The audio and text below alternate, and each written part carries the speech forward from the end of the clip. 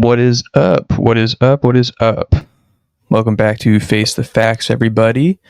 Just wanted to do an episode over the holidays, talk to some peeps, talk about football, talk about past year of KMS, all that fun stuff.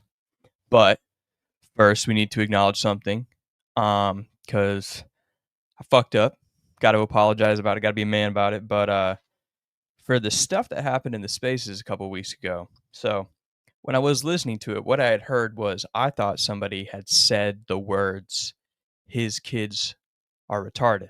That pissed me off, and I kind of went off the deep end a little bit. But what was actually said was, this kid's retarded, referring to me. So that's fair game. And so, with that being the case, want to officially apologize. On the same format where I made the accusation, I wanted to officially apologize. To Robbie V, Don the Jeweler, Memes, Danny. Apologize, gentlemen, and everyone else on the spaces. Misheard what was said. Overreacted quite a bit. Unfair for me to put you guys on that platform. So, my bad. But yeah, let's move on from that. Big mistake, but we move on. It's in the past now. But yeah, just wanted to acknowledge that quick before we get started. But now, we can talk about KMS stuff because this is like the first time, excuse me, sorry, I misspoke. The first full year of being into the KMS world and the show. So like from where it started for me, when I started watching the show, it was actually right after Gus and Coleman had gotten hired. So I had just missed the last time that Coley had been the producer. I've gone back and I've seen clips. Like I saw when he was originally, it had just been decided that he was going to leave, and Dave Portnoy was on, and they were talking about how he was going into real estate. So I've been caught up in some regard, but when I initially started listening to the show, it was right after the producer search and the live show where it got announced that, Gus and Coleman would be the producers.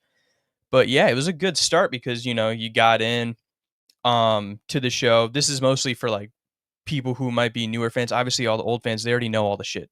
They know like 40 times more than I do. I'm just speaking from the perspective of a newer fan. But yeah, getting into it, you kind of thought the entertainment value, you weren't sure if it was going to be like all the time or if there was going to be a huge lull. But for me, I mean, over the past year, I never really felt there was a huge lull in entertainment. I always felt pretty entertained. And then once you end up diving a little bit deeper, like I decided to in the new year of 2024, first I started off doing the calls and just giving facts, and I was trying to figure out like, okay, everybody calls in with bits and jokes. This is fun. Let me try it out. That was awesome. And that was fun. People seemed to like that. And then started off on like GVE with like meeting of the minds, talking to John. And then you get on the show with John. And then from that point on, I went to Mike and the Minifans. And then as you guys know, BA had left, and then he asked me to be the host. And then I was like standing in for a little bit and then just like permanently became the host, which was a weird move, but like wanted to help John out. No one else was really stepping up, so I did it. It was good times. But now it's kind of like, as Kirk said on the show last week, Freddie kind of taken over that Mike and the Minifan spot with his fireside chats because, like, objectively, the show is a good show. Like, Freddie knows, basically, from what I've seen, more than anybody else about KMS, other than like the Stacy from Madawaska's phone Twitter account, who kills it in trivia all the time as well. But Freddie has fireside chats. He talks with Minifans about older moments too. It kind of gets everybody integrated. It's entertaining for me to watch versus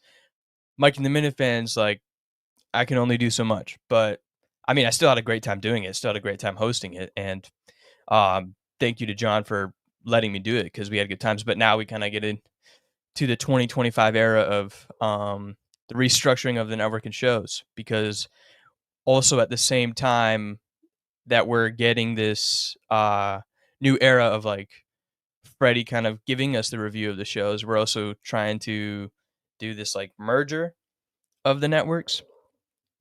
And to me, that's it's it makes sense, but at the same time, how it's going to work out, I don't know if it's going to make sense at the end of the day based on the result. Because right away, obviously, Menners is saying, "Oh, I want these shows here," and then eventually, I'll have my A tier and B tier. It's still like my problem with it is that they're dividing it between two channels still. Whereas I mean, me personally, I think we could just do it on one. Um, I think if we just did it on one channel, it would just be easier. Like if everyone like moved over to like Menner's channel and that name was changed not to reflect Menner's name because he can still do his show and be his CEO. I feel like that should be enough for him.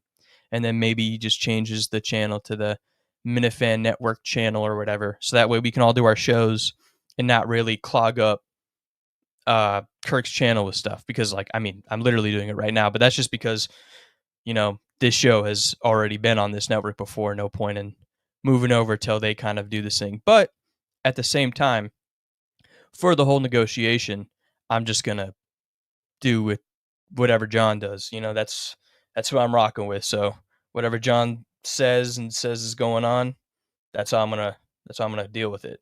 Um hold on, let me go to the chat.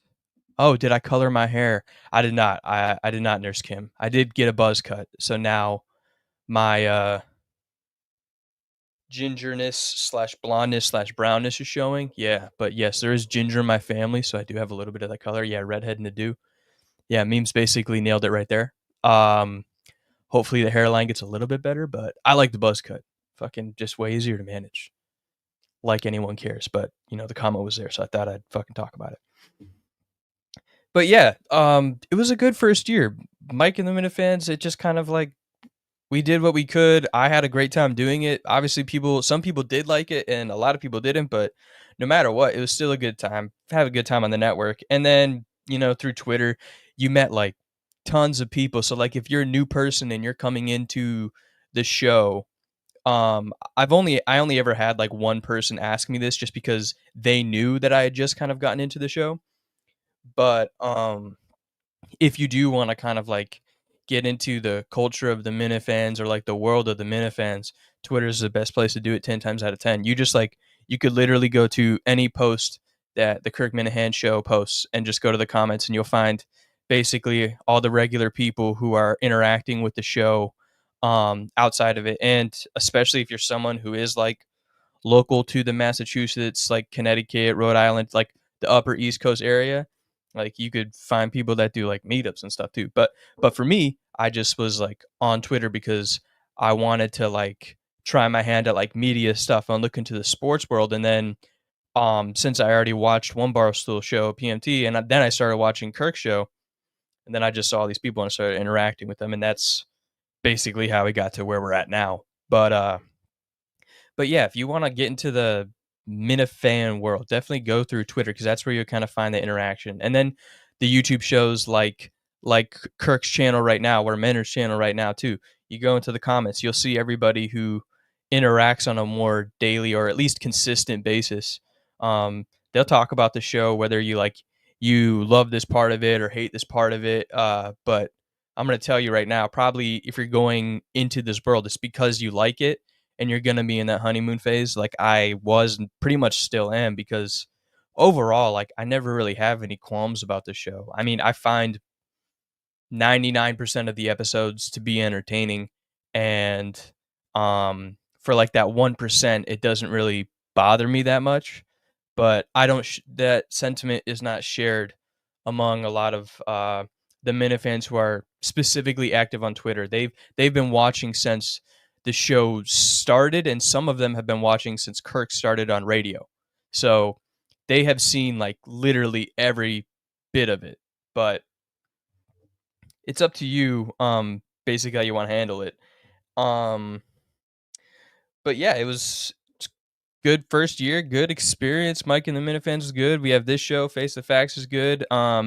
Meeting of the Minds with GVE, fun times. And now in the new year, 2025, going to do a lot of cool network stuff, hopefully, depending on how this whole negotiation thing goes.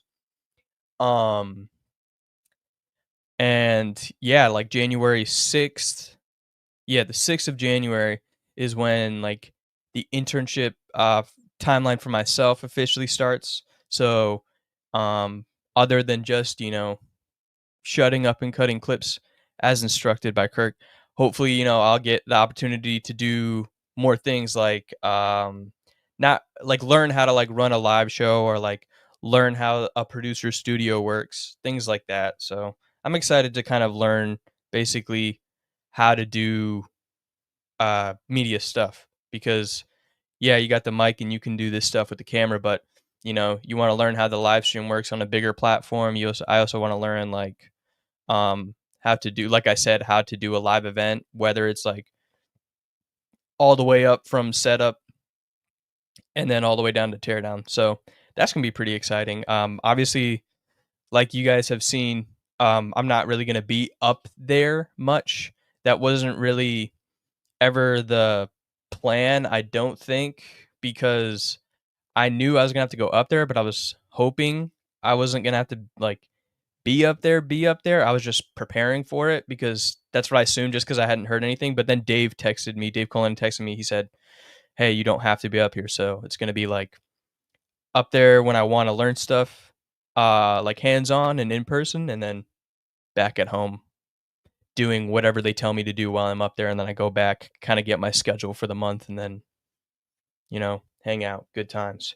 But yeah, I mean, that pretty much sums up the year of first year for me with KMS. Great show. Uh Fun people to interact with, fun people to talk with. Oh, going to the live event for the Aaron Hernandez documentary, that was awesome. You met a lot of like Minute fans that you've only seen through Twitter and don't really know. You can't put a face to a name, but then you get to put a face to a name and it's pretty cool. Talk to the guys like I remember at the live event most of the night I was hanging out with Quidditch guy, former intern for KMS as everyone knows. Great guy. We had a great time. And then the next day too, got to go on the show. Super fun environment. Obviously, I can't tell you much about pre-show because I was asleep, but you gotta get your Z's in when you can. Everybody should know that. But yeah, you gotta get your Z's in when you can. So I was doing that. But being on the show itself, super fun time. Um, a lot of people have said that like when they first go on, they were super nervous to go on. For me, I was a little bit, but then once like it starts recording and you're live and you're going, you realize how easy it is. Like it's super easy to sit down and be a guest on the show because Kirk is going to carry the conversation the entire time. Like there never felt like there was even a slight lull in the conversation just because the dude just kind of fires on all cylinders, and then you just kind of got to figure out where you insert yourself, or he'll just ask you a question to kind of insert you by himself. So really good times. And I'm excited to see it on the other side too, because being behind the producer booth, you kind of get to see, okay, how is this all going to work? Obviously, it's very sudden because he comes in, sits down, records the show, gets up, and hauls ass. But the behind the scenes stuff, to me at least, that's cool. And I mean, that's what the whole fucking network is for. Um, JT makes a great point. Fax was born ready to go on KMS, instant star. Thank you, Mr. Timberlake. I appreciate that. Let's see.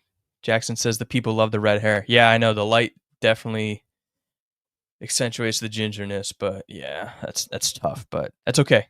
My mom's a ginger, my brother's a ginger, so it's in the fam. Gotta take it. Gotta take it. Other than that though, that's really all I have for like KMS stuff specifically, because really talking about right now is there's a football game going on right now. We got the Commanders playing right now against the Falcons. I mean, that's a great game that we got going on right now. At least playoff fucking, you know what I mean. You know what the fuck I mean. I'm not explaining it. But playoff stuff, playoff seeding is on the line. Atlanta got Michael Penix playing he was playing like shit at first, but then Bijan got his touchdown.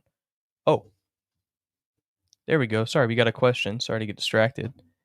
Any special projects as intern planned or just cutting clips and getting coffee? Great question, Freddie. So obviously, yeah, the main job is going to be cutting clips and probably getting coffee. But yes, I have like 3 special projects in my head that I want to bring up when I go there. So I've brought one up to somebody and they thought it was a pretty good idea. So I'm gonna try to pitch that. It would be something that would like come out within the first few months that I could do behind the scenes, and then hopefully other stuff like because everybody wants the Minifans Across America Amazing Race thing to happen because it would be pretty awesome if it happened. So hopefully, like I can kind of learn where that is and maybe try to help out with that because I personally would really want to see it happen. So if I can help make it happen in any other way, that would be sweet. But mostly for like special projects, Freddie, I think if anything, other than the one thing I said that I was working on and wrote down, and will be pitching, I think a lot of the stuff that I would do would be just learning what producing a live show is like. And then hopefully I can do stuff with like the network so that way we can kind of get the network chugging along a little more efficiently because I know over the past year, specifically for 2024, it was kind of choppy. Everyone was running around like their head got cut off. It was just whatever. So it was kind of a mess. So I hope that I can control that mess a little bit more. Minifans Across America isn't happening. Well, I know, Mr. Timberlake, but I'm trying to figure out if I can try to make it slightly more realistic because that would be sweet. Um, oh, why don't you apply for Gruden's Grinders? Great question, Jackson. Don't want to go to Tampa. I don't really want to. Also, I don't watch a lot of John Gruden's stuff, so I wouldn't fit in at all. I don't know. I know that he does his little clips on Instagram. Those are the only things I've seen. So I don't really know anything else. And I've seen his interviews with PMT, but that's really it. So sorry to disappoint Jackson. But yeah, like I said, sorry before I got distracted by the questions. Like I said, we got a great playoff implications game going on right now. Michael Penix was playing, and now he's doing something. Bijan got a touchdown, which is great for my buddy who had a 4-leg anytime touchdown parlay. He asked if he should cash out or hold for Bijan. I told him to hold, and I was really hoping that would pay off, and it did. So I'm happy about that. Um, but something I'm not happy about is the Colts game today, especially because I know people that are watching this, a few of them are New York Giants fans. They were pissed because they won, but in turn, it's going to hurt their draft position. But for me, the Colts just like, they just fucking gave up. I mean, you saw it. It was like Tyrone Tracy became Saquon Barkley. Malik Neighbors was like, looked like the best receiver in the NFL all day today. That was fucking horrible. Our defense, the Colts secondary, just sat there and watched everybody run into the end zone multiple times. The fact that they scored over 40, like, it makes sense because Daniel Jones isn't the quarterback. So it's possible they could score over 40, but it was still Drew Lock who did it. He had 5 total touchdowns or some shit, like 4 passing and 1 rushing. It was insane, but the Colts shat away. Their playoff chances were out. That's done. You just need to fire everybody, or we just need to take Tank for like the next year or two and get Arch Manning. That should be really the goal. How does Drew Lock have 5 touchdowns? He plays the Colts, Jackson. That's how he has 5 touchdowns. He plays the Colts. Everybody, if you ever want to have a breakout game, just play the Colts. If whether you're a quarterback, a running back, a fucking tight end, because Jonnu Smith had a great game against us too, and then from that point on, he's been skyrocketing with the Dolphins. So that was a real rough watch. And and I know mostly everybody else within the Minifan world, at least in this type of Minifan world, are Boston, so Patriots fans, and that sucked. That sucked. Patriots fans, like, I don't even know what the Patriots need to do because they obviously have the quarterback of the future with Drake May, but what else can you do at this point? You know, you got, I don't know, the defense is lacking every single part of your team other than your quarterback, and then maybe Ramondre Stevenson sometimes is lacking super bad. You need receivers, or at least you need to get Jalen Polk and see if he can be involved. I haven't watched a lot of Patriots this year, to be honest, so I don't know if Jalen Polk was just really, really bad or if he never got the ball. I don't know what side. So I'm hoping that I'm right, but then seeing that report that they purposely passed on Lad McConkey, oh man, that's super tough. But yeah, I mean, now the Patriots just got to see what they can do, even with their head coach. Like Gerard Mayo just said a bunch of weird shit, and even from an outsider's point of view, like seeing the Patriots team be run like that, it's weird for everybody else too, not just Patriots fans. Like seeing Bill Belichick just gone, and that's what this has become with Gerard Mayo is really, really fucking weird. And nobody that's like, even we know it's not Patriots football. So it's super weird to see that and how that's going. But I don't know. Yeah, we'll see what happens the offseason. You guys need you need to have a really good draft, like a really good draft, but also like you need to make the right moves in free agency. Because I think like the last big free agency the Patriots had is when they got I think is when they got Jonnu Smith and Hunter Henry. And then now we're just like they're just like here because they tried with Jalen Rager. They traded away Jacoby Myers, who was probably one of their better receivers. And their offensive line last year was seemingly a lot better than this year because Drake May, yeah, he's been looking like he was running for his life a lot. And now they're here. So we'll see what happens with the Patriots, though. I don't know. I don't really care. I just thought I'd talk about it since I know a lot of other people are Patriots fans. And then for the Giants fans, going back to the Colts and Giants game, because their draft stock is hurt, their best bet is to get Cam Ward. But I feel like they just do something like get Shador, or they would try to get, I don't know, maybe they'd fucking go all the way crazy and get Carson Beck, because that's like the Giants way, is to make really, really dumb moves. And I don't know if there's any Jets fans, at least that I like consistently speak to or like know of other than Montante. I know he's a Jets fan.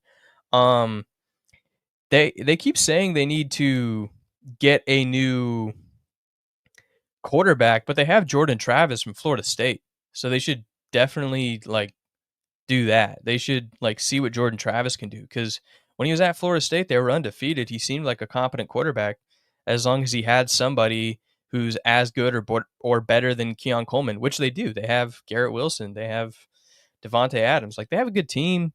They just needed to be more dynamic. But I don't even know. Don't draft a quarterback. You don't need one yet. Like either let Aaron go for another year, or when Jordan Travis finally gets healthy and recovers from his injury, see what you can do with that. You know, that'd be a good idea. Oh, Menor says facts should take a break. Yeah, you're probably right. Probably do need a little bit of a break, but still wanted to come on mostly for the beginning part of acknowledging the mistake, and then talk a little football slash like the last year of KMS. So you know, I know Menners, you don't like football, so yeah, this is probably boring the shit out of you. But some of my friends who I talk with through Twitter, they like talking ball, so I thought why not talk a little bit of ball. Um and then I guess when we're returning, because returning immediately on the 2nd, that's on Thursday. Thursday the show's going to be back, and then the next week Barstool Survivor is going to be back too. So Survivor obviously ended off of that cliffhanger where Kirk got the idol, and that's going to be super exciting to watch and see what happens with that. All I'm really hoping for, because since they did allude that there's going to be fireworks basically right when it comes back, I just hope that Kirk isn't gone after the first episode back and like the idol goes to waste or something. But I have that weird sinking feeling that it definitely is, and we're all going to be disappointed, at least for the people who are watching the show and like, obviously cheering for Kirk to win the whole damn thing. But you know, that's not really as realistic. And I don't know. I just hope it goes longer than one episode. But I am excited for the blow up to see where this drama comes in. Does it really involve Big Cat, or is Big Cat like on the sidelines and then he just catches strays because he tries to get involved? You know, I'm excited to see what happens with that. And then for the new year too, because with the new episode starting right back up on the 2nd, Justin and Coley are back. I'm interested to see how that goes throughout 2025. As far as producing, is Coley going to go over and is he going to start working on the case stuff? Like, is that a legitimate claim? Is he going to go be the guy who has to go to the meetings, be behind the scenes, take the calls, and really solely focus on that? And then if he is going to be doing that, who would replace him? Like, would it be John? Would Montante come back in? Obviously you can't have Mutt. He's gone for the year, but it's going to be a really interesting year, I think, of like KMS. And you have the best of well, we have one best of out by Duck, which was great. I haven't listened to all 5 hours, but I think I'm like 4 hours and 25 minutes in or something. I usually just listen to it before I go to bed or something.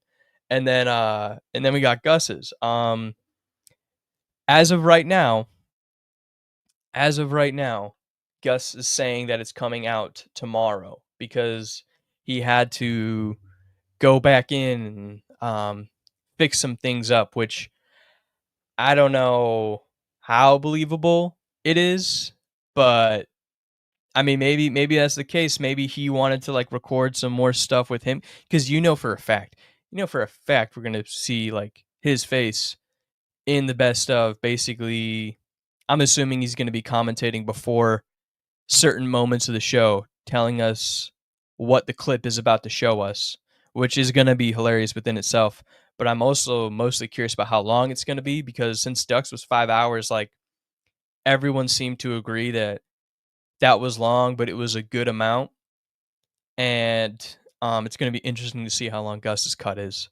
It's like the Snyder cut, like it just ends up being infinitely longer and adding no new value than what the original already did. But we'll see what happens. Oh, got a question in the chat. Look at that. Hardcock. He says, when Cullinane is fired, are you putting your hand up for the job? I don't really think that would work, Hardcock, because that's what I'm kind of going up there for, is to learn how to do that stuff. So it wouldn't really make sense to replace somebody who's experienced in that job with somebody who's like still learning how to do that job. And also like you don't really know like pay, and like also that would like turn into real relocation, which I'm not really sold on that. Like I just kind of wanted to go out there and learn how to do it and be on a show that I like work on that show behind the scenes, and then also like work on a KMS live show as like a grunt, somebody who's like helping set everything up. But like producing the show, that's like a whole different area. So I don't think so. I highly doubt it. I'm assuming when Cullinane is going to the case, it's going to be somebody like John or Mick or Montante. Like those are probably the top three, or maybe even those guys who like came in and did their tryouts. Like if any of them are still in the area, because I think one dude, he was like from across the country. Maybe that's right. I think he was like from like Missouri or something. I don't fucking remember, but it's probably going to be like those are like the top three. It's going to be like John, Montante, or Mick, and then or actually, who could come back? It could be Coleman coming back. Coleman and Justin in the booth again. A lot of people, now that Coleman has been gone and they haven't been happy with Cullinane and what he's done, because a lot of people have been saying that Cullinane doesn't seem to care about the show. I mean, I personally don't feel that way, but a lot of people, regardless, are saying it. So maybe if Coleman comes back in the mix, he's been very active on Twitter, still within the KMS world though too, not just like active on Twitter talking about sports, but he's like in the world talking about the show with other people. And through what he's saying, he's actually showing that like, yeah, I've seen it. So Pittsburgh, Kansas. Oh yeah, okay, that's what it was. Kansas, right next to Missouri. So I was pretty close. But yeah, maybe if Coleman comes back in, that would be cool too, because people did like him. I mean, personally, I was getting tired of him at the end, just because like only because like every other day was like a new story, with him and like figuring out, oh, how legitimate was this or that thing. And for me, that just got old after a while, kind of like how the Mutt thing did with Mohegan Sun. That got like really annoying to listen to after like the second week. But having Coleman back and kind of now that he's more familiar with the world too, I think it actually could be pretty good. And him and Justin seem to like working together for the most part, other than the Canopy Lake Park incident. And then Jackson says he likes Justin and Montante as the producers. Yeah, yeah, me too. I think for me, like I love having Montante in the studio, so having him as a producer, I feel like it could give kind of that feel of the more combativeness that people were used to when somebody like Steve was producing, versus now where everyone isn't really as combative with Kirk and there's not really as much dialogue. It's more of feeding the topic to Kirk and then having Kirk talk about it, and then there's not really like too much disagreement or I guess like difference of opinion. Everyone's always on the same page. But with Montante, it could add a different element, and I think that could be really good. So that could be really good. Oh, also I want to point out too, Pittsburgh, Kansas, like Freddie Lynn, like knowing that just it proves the point that I mean Kirk has already made that he's either like a robot or autistic or something. But it also makes the point that I made earlier that like Freddie, he knows everything about the show. It's just an easier fit, easier transition for people who like to figure out that stuff. Oh my god. All right, well, it's official. Bobby said it too now. Yeah, yeah, so I'm not beating the allegations of me being a ginger. Bobby, I will say it is the light that is shining on me. Usually my hair is just like brown or blonde, but yes, it does. It does look very ginger right now, and I can't really dispute it because I'm looking at myself in the camera right now and I see what everyone else is seeing, which is just like pure ginger. I'm like trying to move my head to make it. Yeah, no, it's ginger. Okay, yeah, I guess I am. I can't really beat that. Yeah, good point, Bobby. Oh, and thanks, Bobby. I appreciate that. I appreciate you. I was just about to say congratulations too on making second all team Minifan, and congratulations to Freddie too. That's pretty sweet. You guys been around. The knowledge shows. Bobby had the great parody song. Well, first he had the Tennessee Whiskey parody song, which I shit you not, I heard that song before I heard Tennessee Whiskey by Chris Stapleton. So I knew Bobby's voice before Chris Stapleton's voice on that melody. And then obviously Let It Be, Mutninsky, great song, amazing song. Yeah, absolutely, Bobby. And then Minifan of the Year, which it's so weird that Menners keeps trying to like contend that it should be somebody else. As far as Minifan of the Year, but it should have definitely been Cinema. It was always Cinema. Like that was my pick from the get go. From at least what I remember, I think I said Cinema or Ted.